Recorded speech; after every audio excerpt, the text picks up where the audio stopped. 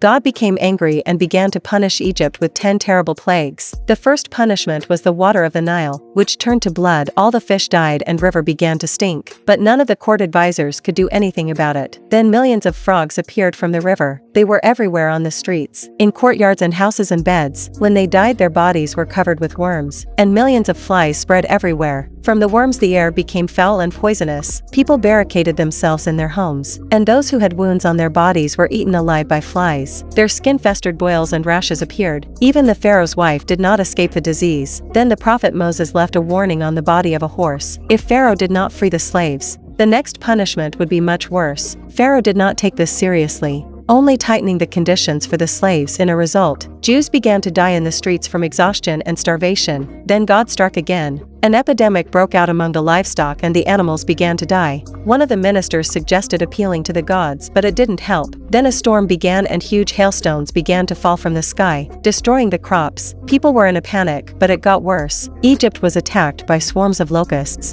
devouring everything in their path. Deprived of food supplies and crops, crowds of hungry people began to storm the granaries. The minister suggested opening one of the storehouses, but Ramses not only refused, he executed everyone who managed to sneak in to steal food. After that, Moses came with a final warning, but the Pharaoh rejected him again. Moses relayed these words to God, and God decreed that on that night, all firstborn sons would die too. To protect the Jewish children, Moses ordered them to smear sheep's blood on their doors. When night fell, the city was filled with cries and thousands of sons died, including Pharaoh's son. Upon learning that the Jews had not been harmed, Ramses said, "Leave." Moses gathered the Jews, and after 400 years of slavery, they left Egypt. The Pharaoh, having buried his son, went mad. His wife began to rock an empty cradle, having lost her mind. Then the Pharaoh and 4,000 soldiers rushed in pursuit. Moses reached the shore of the Red Sea.